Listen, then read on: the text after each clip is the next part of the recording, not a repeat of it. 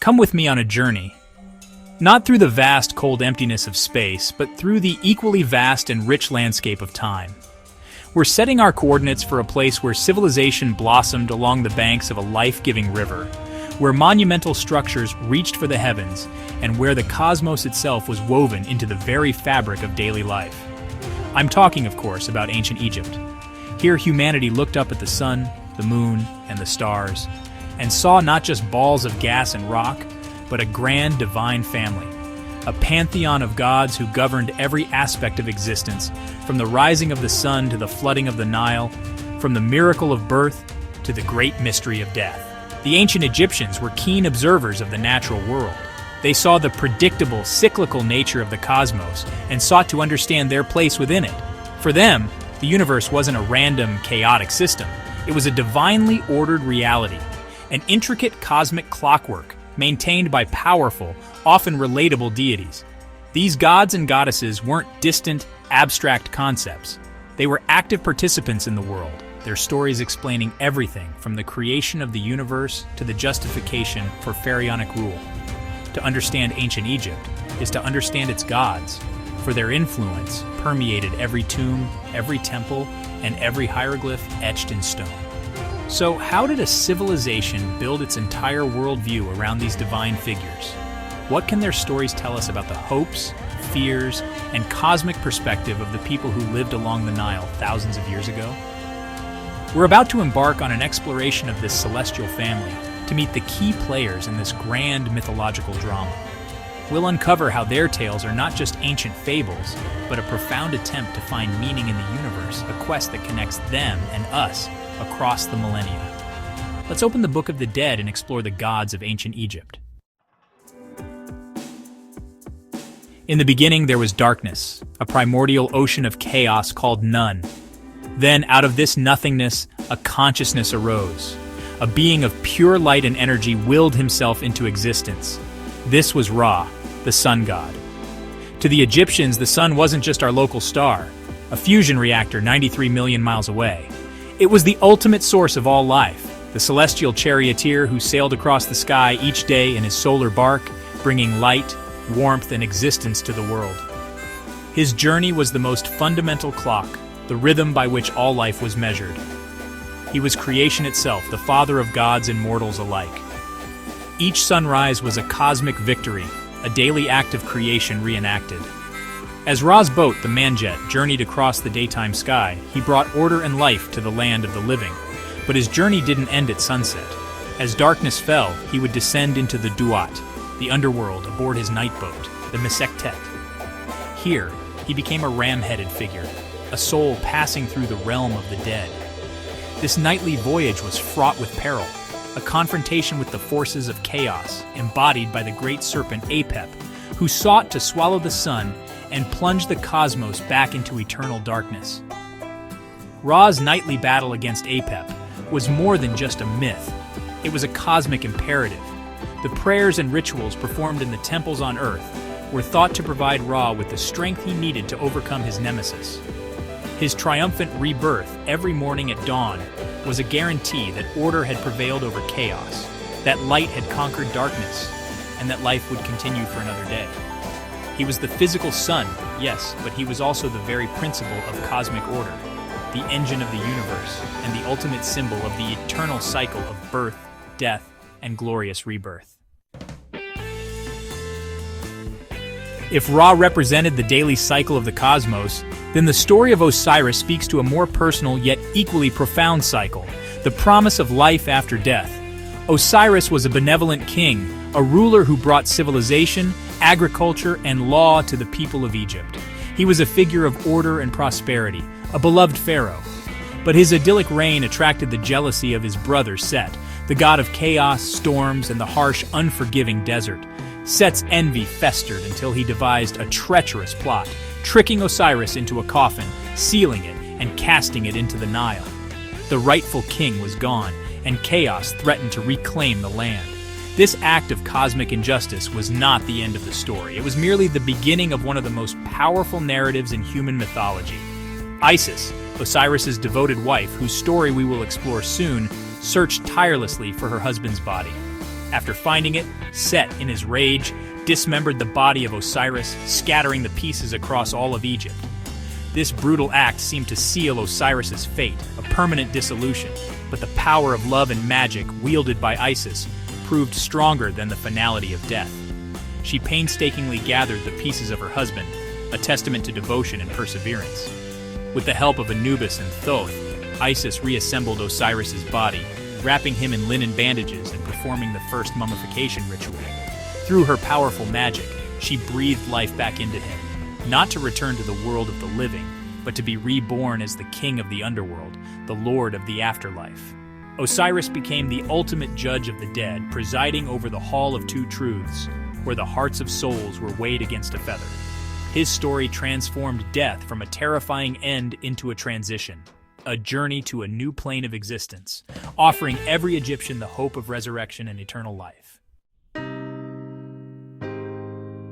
In this grand cosmic drama, where does the power to defy death and restore order come from? It flows from Isis, the goddess of magic, motherhood, and wisdom.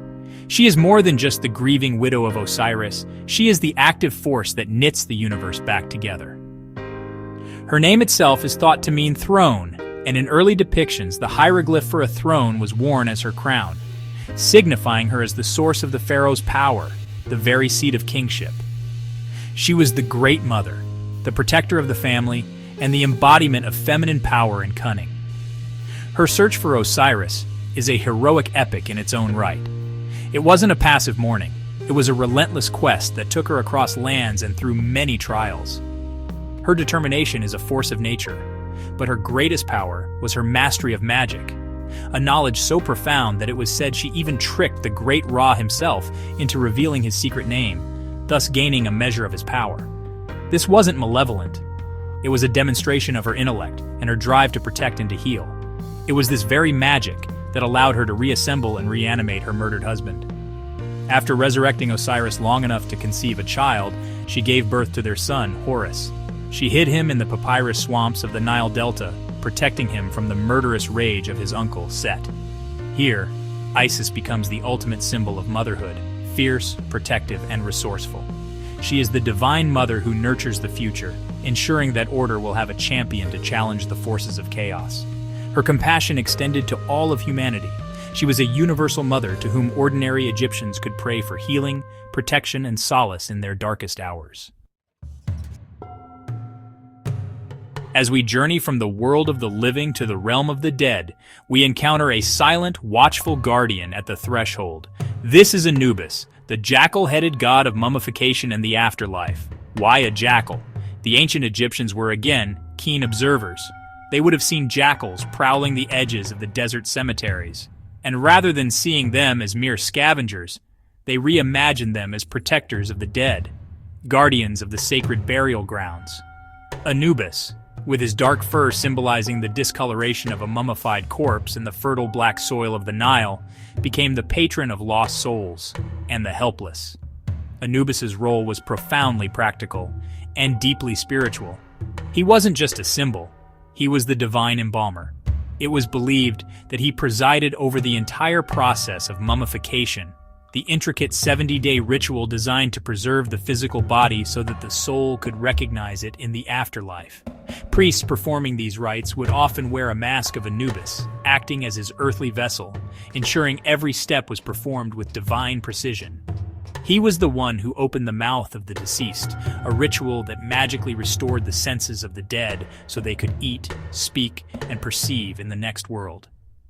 His most critical duty, however, took place in the Hall of Two Truths, alongside Osiris.